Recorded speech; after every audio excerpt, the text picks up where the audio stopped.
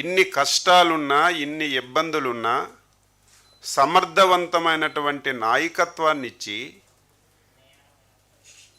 కేంద్ర ప్రభుత్వం మోడీ గారి సహాయ సహకారాలు తీసుకొని 5 సంవత్సరాల్లో ఈ రాష్ట్రంపై ఉన్నటువంటి నమ్మకాన్ని పోగొట్టారు. మళ్ళీ నమ్మకాన్ని తీసుకొచ్చి ఈ రాష్ట్రాన్ని ఒక గాడిలో పెట్టిన విషయం మనందరికీ తెలుసు.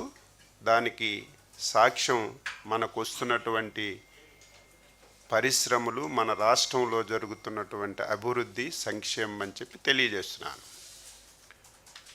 ఈ సందర్భంలో యాజ్ యూజువల్గా 2 మాసాలకో 3 మాసాలకో ఒకసారి రావటం, తాడేపల్లి ప్యాలెస్లో ప్రెస్ మీట్ పెట్టడం ఆనవాయితీగా జరుగుతుంది. నిన్న కూడా గొడ్డల పార్టీ అధ్యక్షుడు పాత్రికేయుల సమావేశాన్ని పెట్టారు. దాదాపుగా 2 గంటల 35 నిమిషాలు పెట్టాడు. మొదటి అక్షరం నుంచి చివరి అక్షరం వరకు మొత్తం నేను అబ్జర్వ్ చేశాను. ఏమి మాట్లాడుతున్నాడు అని చెప్పి. ఆయన 2 సంవత్సరాల్లో ఎన్డీఏ ప్రభుత్వం చేసినటువంటి అభివృద్ధి పైన కానీ, ప్రజలకు ఇచ్చినటువంటి హామీలు అమలు పరచలేనటువంటి విషయముల మీద కానీ ఎక్కడ మాట్లాడలేదు. ఎందుకంటే 2 సంవత్సరాల్లో ఊహించని విధంగా అభివృద్ధిని, సంక్షేమాన్ని, పరిశ్రమల్ని ఈ రాష్ట్రానికి తీసుకొచ్చి అభివృద్ధి చేస్తున్నాం కాబట్టి దాని మీద ఎక్కడ కూడా మాట్లాడలేదు. మొత్తం మొదటి అక్షరం నుంచి చివరి అక్షరం వరకు పచ్చి అబద్ధాలు.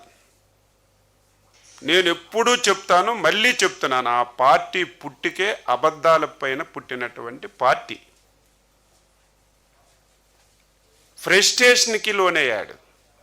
చెప్పడానికి ఏదీ లేక చంద్రబాబు నాయుడు గారి మీద వ్యక్తిగత దోషణలు తీసుకెళ్లే కార్యక్రమాన్ని శ్రీకారం చుట్టాడు. అది కూడా గుండెపోటుతో చచ్చిపోతారని, ఇదే చివరి ఎన్నికలని. ఒకసారి నువ్వు తెలుసుకో.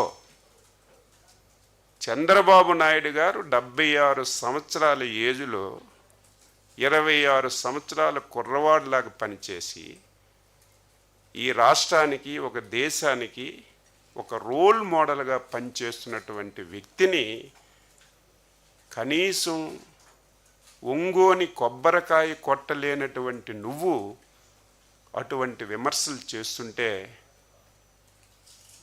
ఆశ్చర్యం కలుగుతుందని చెప్పి తెలియజేస్తున్నాను. Please subscribe to Leo news for more videos.